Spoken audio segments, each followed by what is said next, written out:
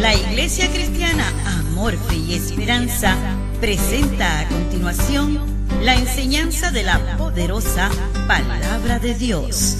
Gracias damos por la vida. Jesús dijo: por tanto, todo el que me oye estas palabras y las pone en práctica es como un hombre prudente que construyó su casa sobre la roca. Escuchemos entonces la exposición del mensaje bíblico en la voz del pastor Iván Reyes.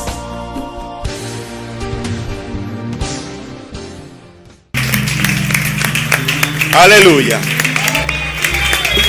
Te celebramos, Señor, porque tú has cambiado nuestro lamento por danza, por alegría, por gozo, Señor. Amén. Una vez más, Jesús, estamos reunidos aquí en tu nombre, para tu gloria, pero también, Señor, para buscar de tu presencia, para buscar de tu rostro, de tu bendición, tu guianza. Permítenos, Señor, seguir disfrutando de tu presencia como en este momento se siente en este lugar.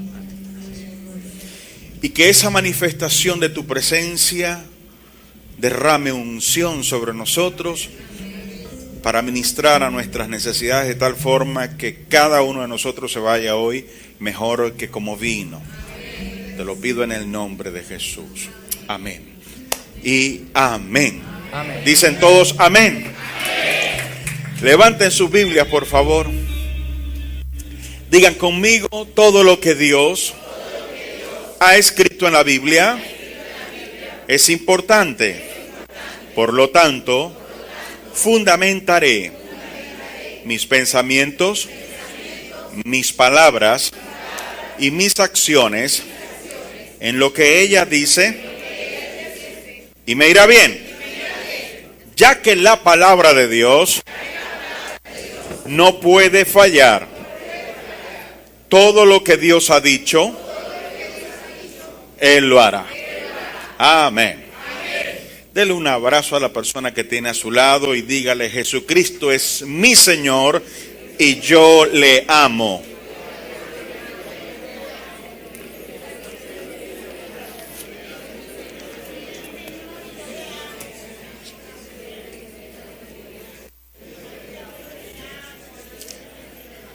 Amén. Pueden sentarse, por favor, amados hermanos. Que Dios les continúe bendiciendo. Que hoy sea un día excelente, victorioso, maravilloso, poderoso, delicioso, sabroso y bendecido para todos ustedes. Bienvenidos. Hoy comienza una nueva semana y creemos que va a ser una semana mejor de lo que fue la semana pasada. Creemos que hoy va a ser un día bueno, que hoy es el día que ha hecho el Señor y por lo tanto nos alegraremos y nos gozaremos en Él. He venido hablando, hermanos amados, y enseñándoles y reforzando todo lo que tiene que ver con la fe, pues, como lo he mencionado en las enseñanzas anteriores, estamos viviendo momentos difíciles. Momentos que ameritan no solo nuestra permanencia en Cristo, sino el avance en el Señor. Y cuando hablamos de avance, hablamos de crecimiento. Y por supuesto que esperaríamos crecer cuando las circunstancias son favorables, pero justamente es en la adversidad donde la verdadera fe aflora, donde la verdadera fe se manifiesta. Y se manifiesta más pura que el oro, de tal forma que trae gloria y alabanza a Dios, pero también hace que la misma se siga ensanchando, se siga siendo más robusta, para que mediante una fe más grande podamos alcanzar bendiciones aún mayores. Pero, nunca falta un pero, por lo menos hasta que estemos con el Señor. Hemos aprendido mucho acerca de la fe, de la buena actitud, de la confianza en Dios. Y hemos tenido una muy buena y grande motivación a través de la palabra. Pero sé también que más de 3 o 4, durante este tiempo en el que han escuchado la palabra y se han propuesto crecer y hacer que su fe sea más fuerte, han tenido sus momentos de caída, sus momentos de debilidad, sus momentos en los que no han podido permanecer con optimismo, con una buena actitud, con una buena confesión. Y cuando esto sucede, cuando uno cae, y sobre todo cuando se nos viene insistiendo tanto en ser optimistas, en tener esperanza, en tener confianza en el Señor, pero cuando uno cae en medio de tanta motivación, cuando uno cae, suceden dos cosas desagradables en el creyente. La primera es la condenación que el creyente siente por haberle fallado a Dios.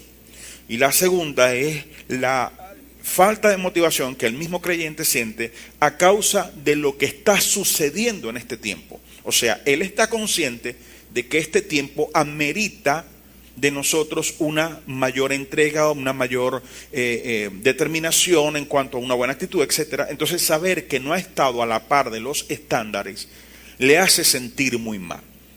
Por lo general, cuando una persona, cuando un cristiano ha fallado al Señor y se ha desmotivado, se siente condenado, no deja de asistir a la iglesia, por lo menos no de inmediato, pero no viene con el mismo entusiasmo porque él siente que no es digno. Y como el diablo suele jugarle al creyente sus malas pasadas, entonces comienza a hacerle ver al resto de las personas y ponerle pensamientos como que, oye, mires a la hermana, ella sí está firme, estás viendo al varón, él sí está firme, no es como tú, mírate cómo estás tú y le fallaste al Señor. Entonces les resulta a uno bastante difícil, y a veces entonces cuando nuevamente viene el mensaje que pretende motivarle a uno, que pretende levantarle el ánimo a uno, entonces uno no lo recibe en su totalidad porque está la condenación allí impidiendo que uno avance. Sé pues que algunos habrán tenido sus dificultades en este camino, en este tiempo, para mantenerse a la altura.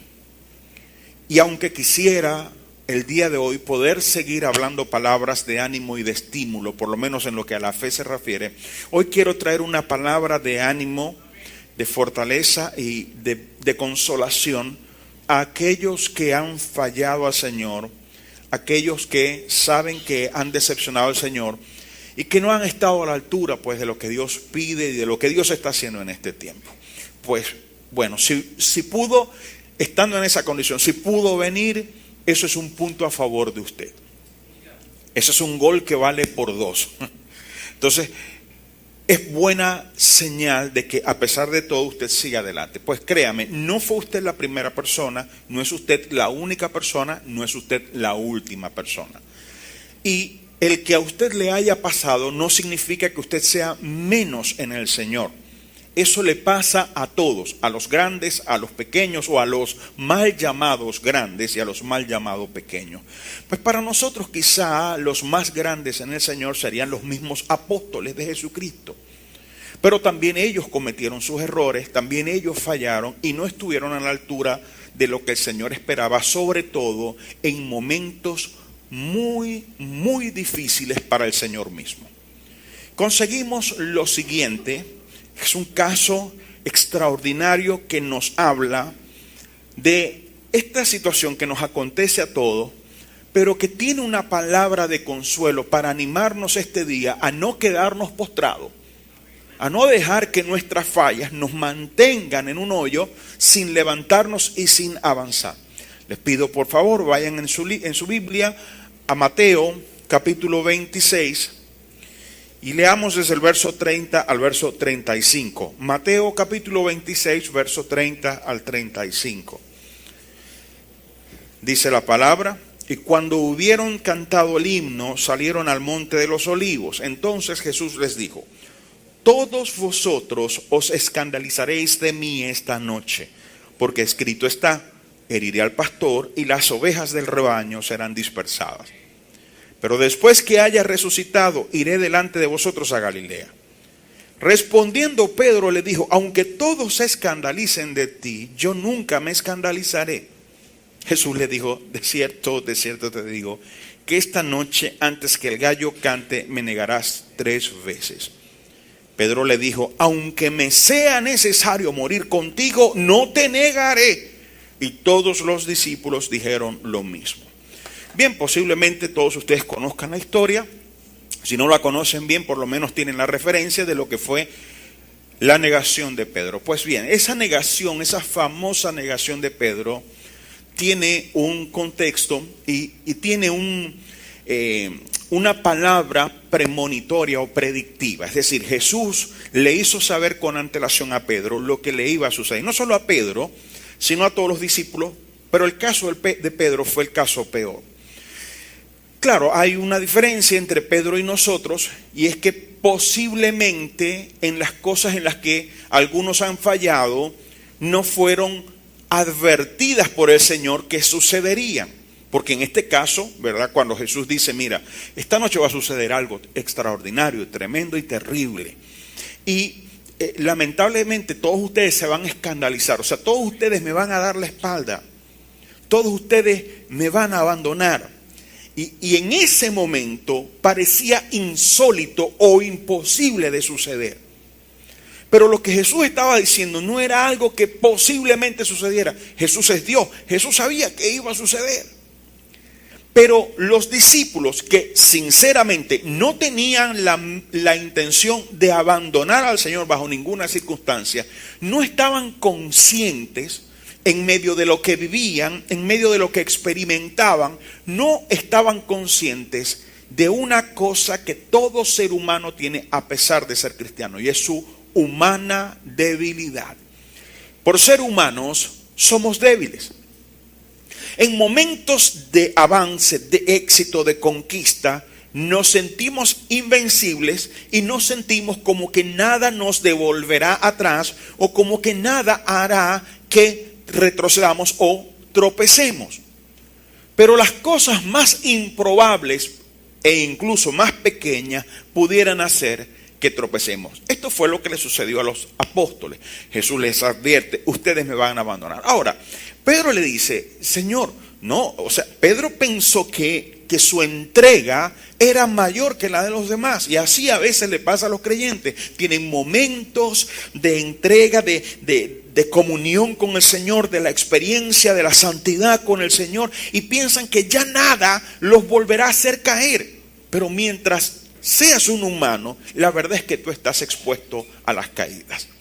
Ahora, Pedro entonces dice: Señor, aunque todos se escandalicen de ti, aunque todos te abandonen, aunque todos te nieguen, yo no lo voy a hacer. Esto, por cierto, fue un comentario muy ofensivo, porque los demás discípulos estaban allí. Lo que Pedro, en otras palabras, estaba diciendo es: estos no te aman tanto como te amo yo.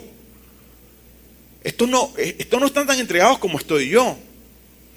Cada vez que uno piensa que uno es el muy, el mero, cuando uno cree que uno es el más, uno tiene un serio problema y se está colocando en una posición muy vulnerable. No es bueno que usted no piense nunca que usted es el que más sabe, que sin usted las cosas no pueden funcionar. Nunca es bueno que usted se crea lo máximo. El único que es lo máximo es Jesucristo. Nadie más. Ahora, Pedro entonces dice: mira, Señor, ellos a lo mejor te van a... pero yo no, por lo menos conmigo. O sea, el comentario de Pedro era ofensivo en todo sentido, porque no solo ofendía a los apóstoles, sino que ofendía a Jesús, como diciéndole: tú no sabes lo que estás diciendo. Y Jesús entonces le dice: en tu caso particular, Pedro, va a suceder algo, y es que esta noche, no mañana, no dentro de un mes, no quizá en algún tiempo en el futuro y tú te vas a acordar, no, esta noche el gallo no habrá cantado 3 veces antes que tú me hayas negado 3 veces. Y entonces él salió y dijo: no, yo nunca te voy a negar. Y los demás discípulos también dijeron lo mismo. Bueno, como dije, sinceramente ninguno tenía la intención de negar a Jesús. Pero como dije, no estaban en ese momento conscientes de que eran humanos. Quizá estaban tan confiados en su propia experiencia que no pudieron ver el poder de la palabra de Jesús, que Jesús mismo, el Hijo de Dios, les estaba diciendo: esta noche, hagan lo que hagan, me van a fallar. Nosotros podemos tener la intención de servir a Dios y mantenernos firmes en su camino. Podemos tomar la decisión de poner en práctica lo que aprendimos el domingo. Pero cuando lo hacemos y no consideramos, no ponemos a un lado el hecho de que somos débiles para decirle, Señor, tengo la intención de servirte, pero soy débil, sé que puedo caer. Cuando uno ve las cosas muy sencillas, muy fáciles, muy alcanzables, uno se está metiendo en un problema. No podemos ser autosuficientes y de hecho no lo somos. Ahora, todos nosotros como cristianos tenemos la intención de serle fiel al Señor. Ninguno le quiere fallar. Pero dice la Biblia en Eclesiastés capítulo 7, verso 20. Me gustaría que lo leyéramos, por favor, no lo voy a parafrasear. Eclesiastés capítulo 7, verso 20. El predicador dice: ciertamente no hay hombre justo en la tierra que haga el bien y nunca peque. Esto es importante. Es importante no solo por la consideración personal, sino por la colección colectiva. ¿Qué estoy diciendo? O sea, tú en efecto eres justo y hace 2-3 domingos te enseñaba que tú eres un justo. Tú has sido justificado. ¿Recuerdas que lo enseñé? ¿Pudieras decir a la persona que tienes a tu lado, yo soy un justo? Pues bien, dice ahora la Biblia, ¿verdad? Porque hablamos de las bendiciones del justo. De las cosas buenas que se acercarían, que llegarían a la vida del justo. Pero ahora me está diciendo otra cosa del justo que tiene que ver con su condición. Y dice, no hay hombre justo que haga el bien y nunca peque. Es decir, aunque tú eres justo y tú haces el bien, no vas a escapar al hecho de que en algún momento no lo vas a hacer bien. En algún momento vas a fallar. Y no solo tú, la persona que está a tu lado. Y esto debería servirnos para tener consideración y tolerancia con las personas, porque los cristianos somos muy crueles con la gente y sobre todo con nuestros mismos hermanos cuando fallan, porque de inmediato salimos a criticar, a balbucear, a murmurar y a chismear, por no decir brollear, de lo que aquel hizo y de lo que aquella dijo. Entonces debería servirme para saber si esa persona pecó. Yo no puedo estarlo criticando porque yo también voy a fallar en algún momento, porque no hay persona justa que haga el bien todo el tiempo y nunca falle. Entonces en algún momento vamos a fallar. Los apóstoles no estaban exentos. Ahora entiéndame, ellos no tenían la intención de fallarle a Cristo, ni el diablo se les había metido, como fue el caso de Judas. En Judas el diablo entró en su corazón. En Pedro y en el resto de los discípulos no entró el diablo. Lo que pasó con ellos fue su debilidad humana. Quizá, ¿verdad? Es tu caso también. A ti no te ha influenciado el diablo. Pero tu debilidad humana te va a jugar tus malas pasadas. Y como todos estamos creciendo, necesitamos entender que ciertas cosas en nuestras vidas se van a consolidar después de caer y levantarnos, caer y levantarnos, caer y levantarnos, caer y levantarnos, hasta que finalmente se consolide esa victoria y podamos tener esa área dominada. Ahora, ¿qué sucedió? Pues bien, lo que Jesús le dijo a Pedro no podía quedarse así. Lo que Jesús le dijo no fue su deseo, lo que Jesús deseaba para Pedro. Lo que Jesús le dijo a Pedro era lo que ciertamente iba a suceder. Y entonces en Marcos capítulo 14, versos 66 al 71, encontramos Marcos capítulo 14, versos 66 al 71. Estando Pedro abajo, ya en este momento a Jesús lo habían detenido. Lo estaban interrogando en casa del sumo sacerdote. Entonces dice, estando Pedro abajo en el patio, vino una de las criadas del sumo sacerdote. Y cuando vio a Pedro que se calentaba mirando, le dijo, tú también estabas con Jesús el Nazareno. Mas él negó. Ahora, ¿qué? Míreme por favor, ¿qué fue lo que le dijo Jesús y le advirtió Jesús a Pedro? Le dijo, tú me vas a, ¿qué? A negar 3 veces. Aquí viene la primera. Entonces, estoy en el verso 67. Cuando vio a Pedro que se calentaba, le dijo, tú también estabas con Jesús el Nazareno. Mas él negó diciendo, no le conozco. Oye, pero qué de riñones. No le conozco. 3 años y medio con él y no le conozco. Ahora, hay momentos en que el temor te asalta y tú estás dispuesto a caer en la mentira, aún sabiendo que esto desagrada a Dios, antes que caer en las manos de las circunstancias por decir la verdad. ¿Me entienden lo que digo? Esto es lo que le está pasando a Pedro. Pedro no solamente niega que estaba con él, sino que niega conocerle. Y dice luego, ni sé lo que dices. Y salió a la entrada y cantó el gallo. Y la criada, viéndole otra vez, comenzó a decir a los que estaban allí, este es de ellos. Pero él negó otra vez lo que Jesús había dicho. Y poco después, los que estaban allí dijeron otra vez a Pedro, verdaderamente tú eres de ellos, porque eres Galileo y tu manera de hablar es semejante a la de ellos.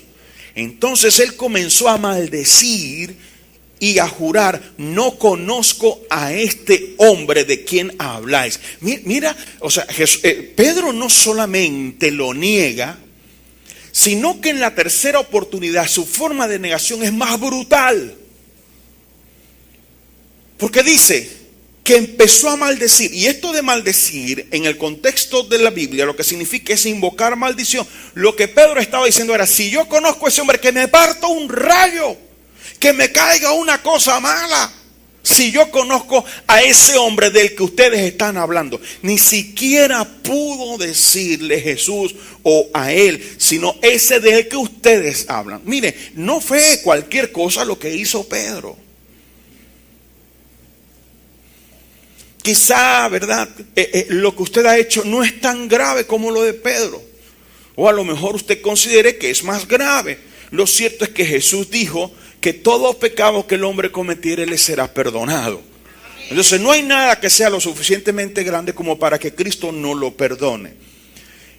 Pedro entonces lo niega, se cumple lo que Jesús dijo. Ahora, no fue, hermanos, que Pedro era un traidor. No era que Pedro era un falso, no. El asunto es que Pedro no hizo, él y los demás discípulos, no hicieron lo que Jesús les había dicho también para que no cayeran. Les dijo, velad y orad para que no entréis en tentación. El espíritu a la verdad está dispuesto, pero la carne es débil. Entonces Jesús le está diciendo, yo sé que ustedes me quieren apoyar, pero ustedes tienen un problema en su humana condición.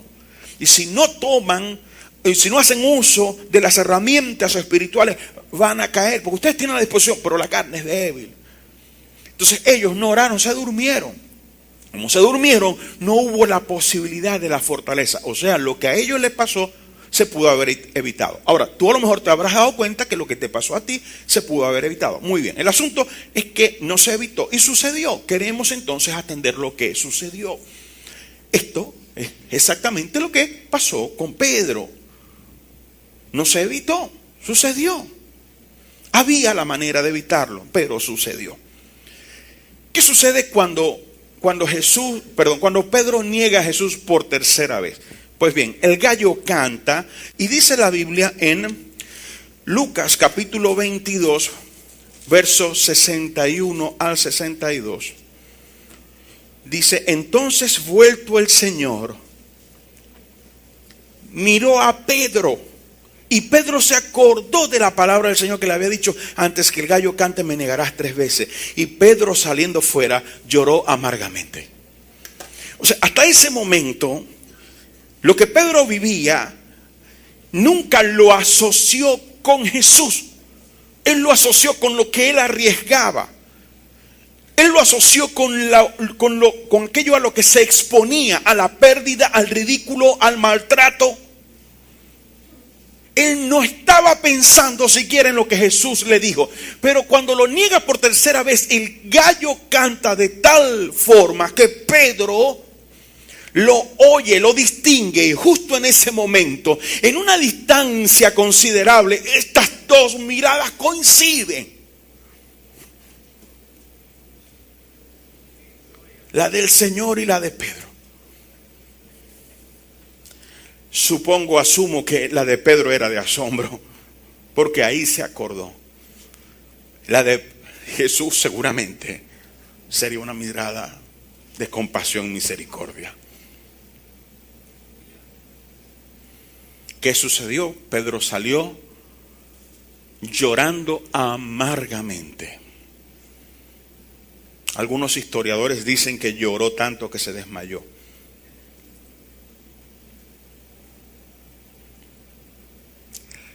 Y es que cuando uno comete la falta, muchas veces no está consciente de las dimensiones de la falta hasta que la ha cometido, y entonces es como que le quitaran a uno un velo y uno se da cuenta, Dios mío, ¿qué hice?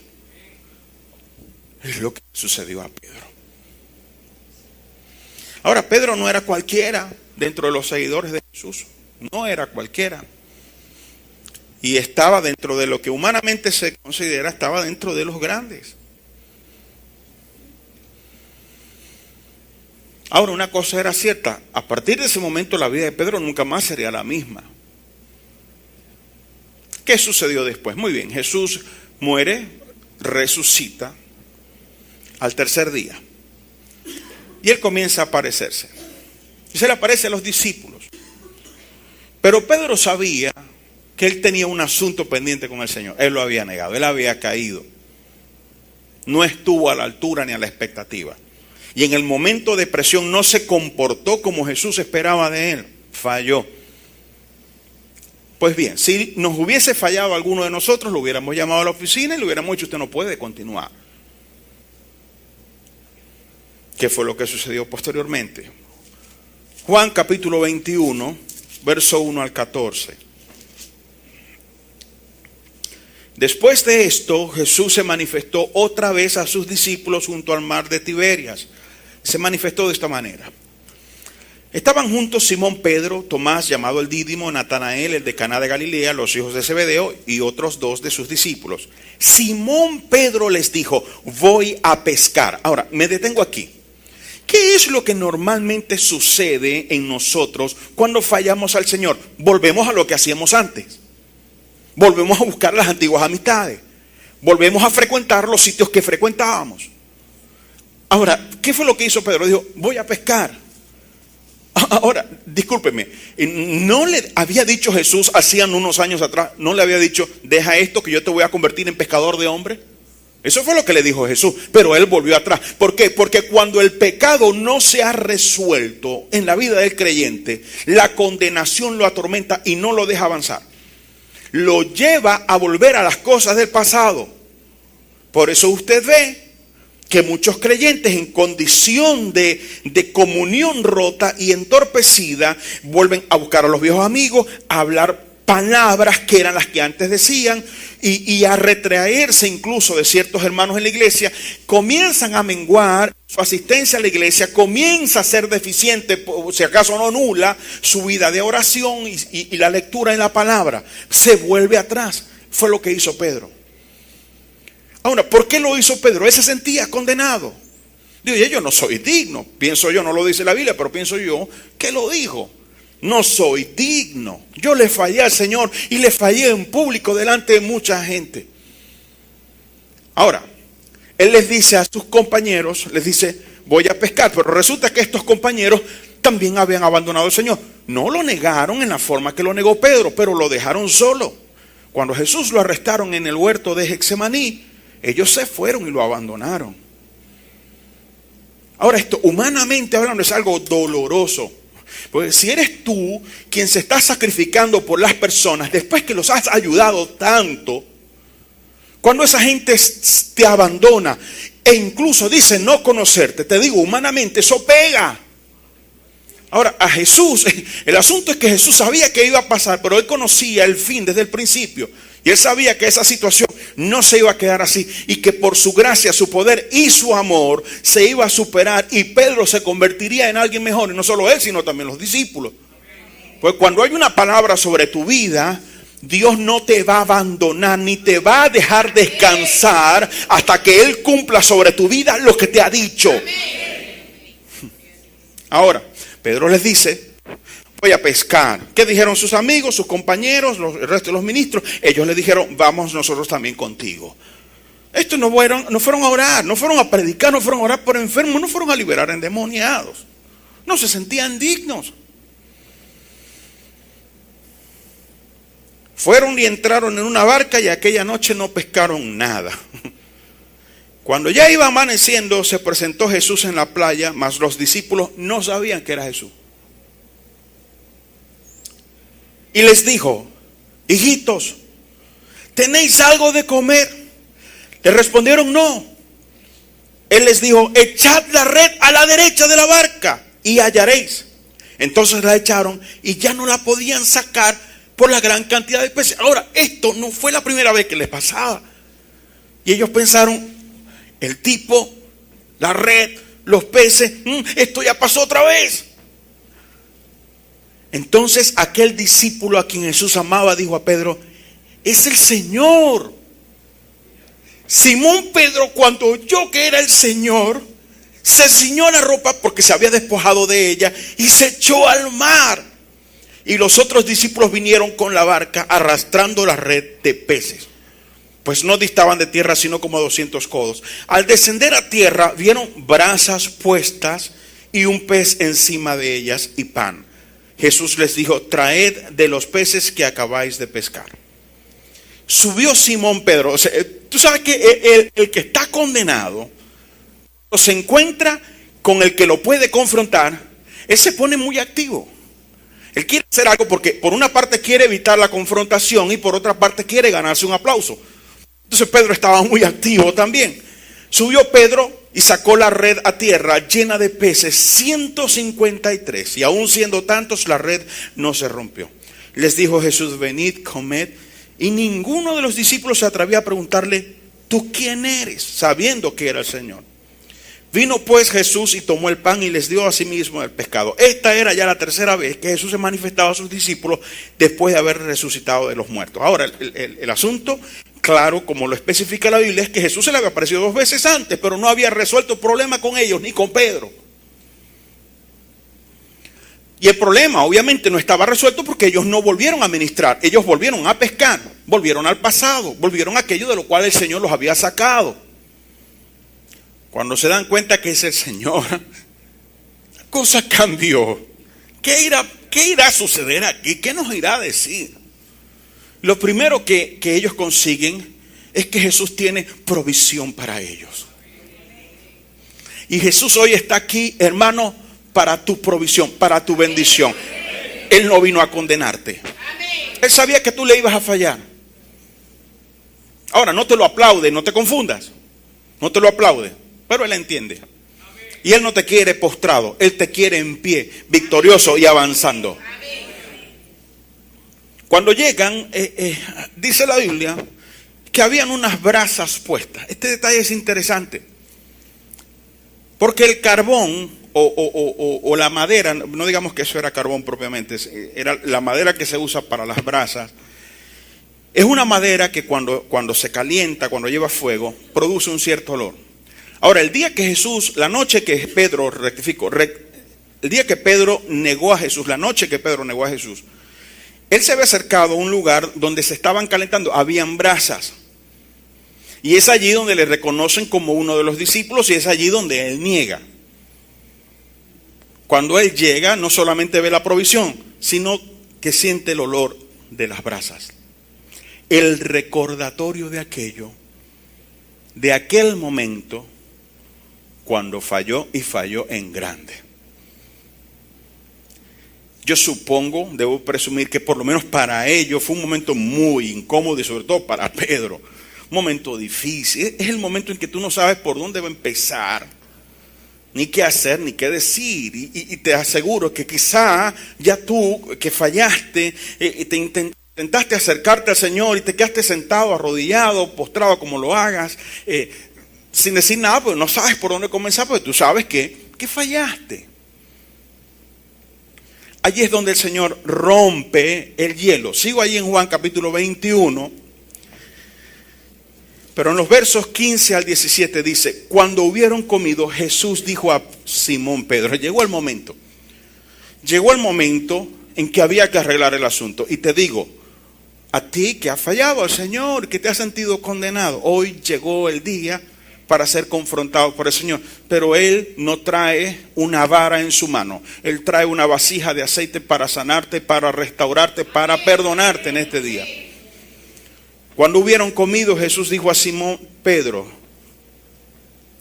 Simón, hijo de Jonás, ¿me amas más que estos? Qué pregunta tan particular, ¿no?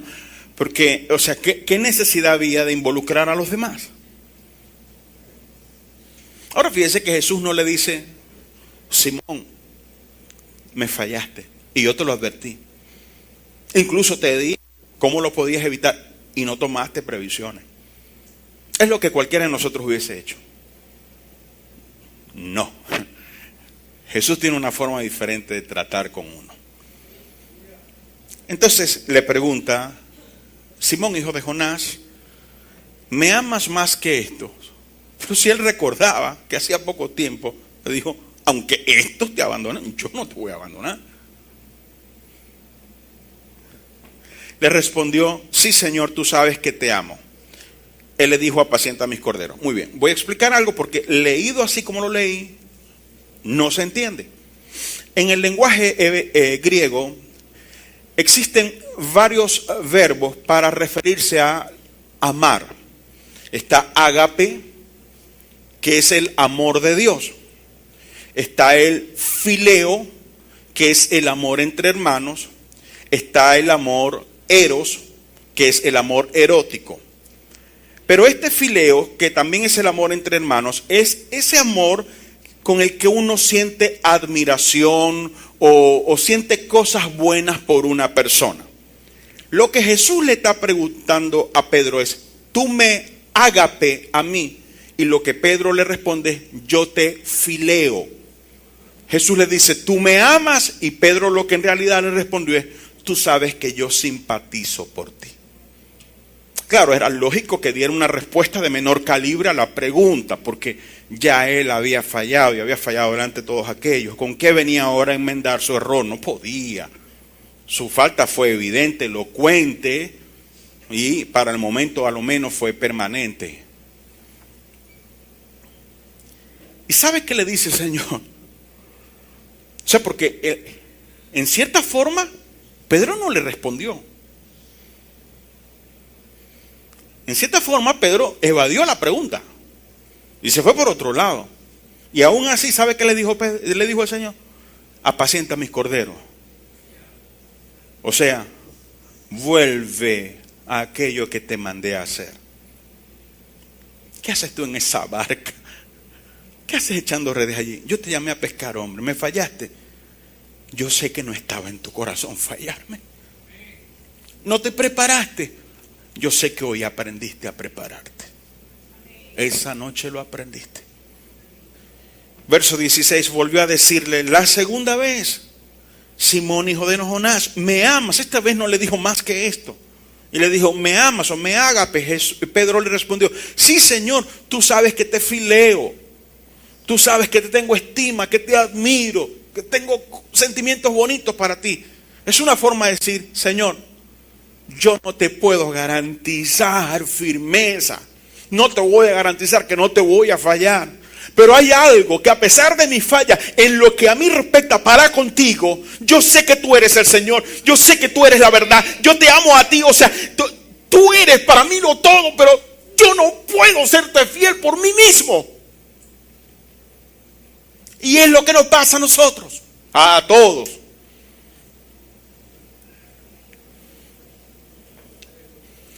Y aún así, el Señor le dice: pastorea mis ovejas. Verso 17, le dijo la tercera vez: Simón, hijo de Jonás, ¿me amas? ¿Sabes que aquí no le dice me ágape, sino que le dice me fileo? Es como si Jesús le está diciendo: Simón, hijo de Jonás, tú me amas. Y Pedro le dice: Señor, tú sabes que yo te admiro. Ok, apacienta mis corderos. Simón, hijo de Jonás, ¿me amas? Señor, tú sabes que, tú lo sabes. Por lo menos eso tú lo sabes, porque tú sabes todo. Tú lo sabes. Tú sabes que yo a ti te admiro. El Señor le dice: apacienta mis corderos. Tercera vez le dice: Pedro, tú me admiras. Esa es la tercera pregunta. Y esta fue la respuesta. Señor, tú lo sabes todo. Tú sabes que te amo. Le dijo, apacienta mis ovejas. No hubo regaños, no hubo resentimientos, no hubo rencores. No hubo la mención del hecho. Solo una pregunta muy particular que le confrontaba con su propia naturaleza. ¿Me amas? Te admiro. ¿Me amas más que esto? No, te admiro, Señor. Apacienta mis ovejas. ¿Me amas? Te admiro. Pastorea mis ovejas. ¿Me admiras? Tú lo sabes todo, Señor. ¿Por qué le dice tú lo sabes todo? Ya se lo habían dicho aquella vez. Me vas a negar 3 veces, el gallo va a cantar. O sea, fueron detalles muy específicos. Son cosas como para decir, este de verdad lo sabe todo. Entonces, yo sé, Señor, que tú sabes que yo te puedo fallar, pero en medio de mi falla, tú sabes que yo por ti siento gran admiración. O sea, de verdad, yo te adoro. O sea, tú eres el Dios Todopoderoso. Pero yo, ¿qué promesa te puedo hacer hoy? Y entonces, sin promesas y sin condiciones, Jesús le dice, vuelve a tu ministerio. ¿Saben? Como dije hace un rato, Jesús no aplaude que pequemos. En Primera de Juan, capítulo 2, verso 1, vayan allí, por favor, pueden verlo en la pantalla, dice, hijitos, estas cosas os escribo para que no pequéis. La voluntad de Dios es que no pequemos. Obviamente cuando nosotros pecamos y fallamos, esto entristece el corazón de Dios. Pero Dios también sabe cuál es nuestra situación. Y aún así Dios nos ama. En 2 de Pedro, capítulo 3, verso 9, el apóstol dice, el Señor no retarda sus promesas como algunos tienen por tardanza, sino que es paciente, no queriendo que ninguno perezca, sino que todos procedan al arrepentimiento. ¿Qué es lo que Dios quiere? Porque Dios te ha traído el día de hoy, a pesar de tus fallas, a pesar de los errores, a pesar de tus caídas. Cuando entraste sentiste la presencia de Dios, el toque de Dios, el amor de Dios. ¿Sabes por qué? Porque Dios no está interesado en abandonarte. Habrá gente que sí. Habrá gente que estará interesada en salir de ti, en descartarte. Dios no. Y Dios te dice hoy, yo te restauro. Fíjate lo que dice Primera de Juan 1:9. Y es lo que debemos hacer cuando le fallamos al Señor. Primera de Juan 1:9 dice, si confesamos nuestros pecados, Él es fiel y justo para perdonar nuestros pecados y limpiarnos de toda maldad. Solo necesitamos confesarlo y decirle de corazón, con sinceridad, Señor, te fallé. Esto que hice no estuvo bien. No lo puedo justificar. Pero en medio de todo, tú sabes lo que siento por ti. Y tengo el deseo de seguir adelante, mas no me siento, Señor, con la dignidad para hacerlo. Y el Señor te dice hoy, sigue adelante. Yo te perdono, mi sangre te perdona, te limpia. Yo no estoy interesado en condenarte. Yo quería que te arrepintieras, te arrepentiste, sigue adelante. Cuando tú te arrepientes, mi hermano, cuando tú te arrepientes, el propósito de Dios no cambia. Dios no viene con un nuevo plan. Dios le da curso al propósito por el cual Él te llamó. De manera, hermanos, que si alguno ha fallado, si alguno se ha sentido que no es digno, si alguno se ha sentido que es un torpe, si alguno incluso habrá dudado de que en realidad sea cristiano, de que nació de nuevo, porque ha fallado muchas veces, el día de hoy le digo, no hay hombre justo que haga el bien y nunca peque. Es inevitable. No nos justifica, porque Dios no quiere que pequemos, pero Dios tampoco quiere condenarnos. Entonces el día de hoy vamos a decirle, Señor, te fallé, lo que hice no estuvo bien. no me preparé, no tomé la previsión, me confié de mí, de lo que sentía, de lo que vivía. Pero hoy, Señor, te confieso lo que hice y estuvo mal. Y sabes, el Señor con su sangre te va a limpiar, te va a restaurar. Y el gozo del Señor y la paz del Señor vendrán a tu corazón. Por favor, ponte en pie. Inclina tu rostro, cierra tus ojos, por favor.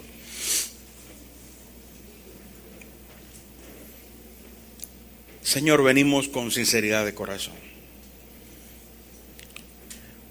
Hemos propuesto, Señor, quizás muchas veces seguir adelante y seguir con la firmeza y a la altura, Señor, de todo lo que tú nos has estado hablando durante este tiempo, y aún así te hemos fallado. Nos pesa, Señor, haberlo hecho. Nos pesa.